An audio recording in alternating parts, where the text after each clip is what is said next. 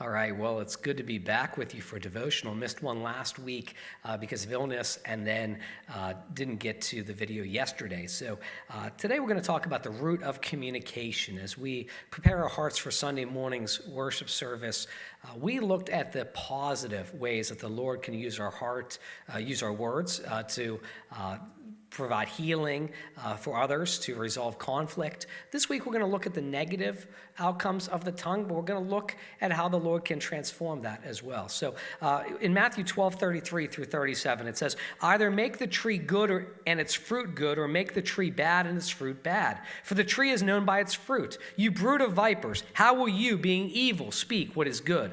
For the mouth speaks out of that which fills the heart. The good man brings out of his good treasure what is good, and the evil man brings out of his evil treasure what is evil. But I tell you that every careless word that people speak, they shall give an account for it on the day of judgment.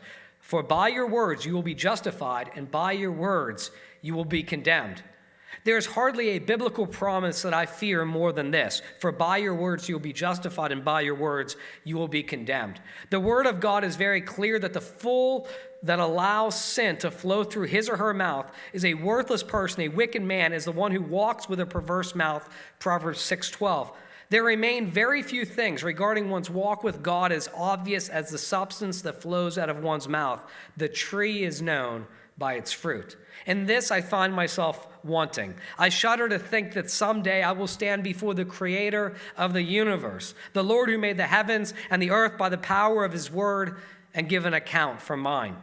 Consider James's words, "For we all stumble in many ways. If anyone does not stumble in what he says, he is a perfect man, able to bridle the whole body as well." This verse is intended to demonstrate the fact that no man is perfect, and so struggles to control one's tongue is a plague endured by all people. However, even as this verse sets forth the grim reality that mankind struggles to control their tongues, it does not give us excuses for this incompetence. We remain completely responsible for our words, and someday we will have the opportunity to stand before the Lord and to give an account for them.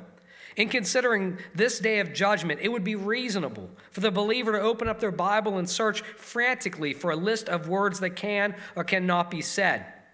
No such list will be found.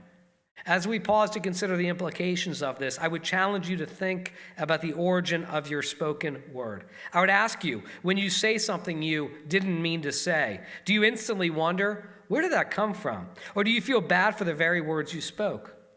While this is not intended to give a free pass and suggest that one can say whatever they want, which clearly is not the case, one must realize that the Lord is first and foremost concerned with our hearts. This is why the believer will not find a list of acceptable words, but they will find admonitions to guard their heart. Whether we consciously mean to say something or not, the reality is that when we speak that is in a manner that is sinful, it is because we have allowed sin to remain in our hearts. The mouth speaks out of that which fills the heart. This is also the case when we choose to glorify the Lord with our mouths.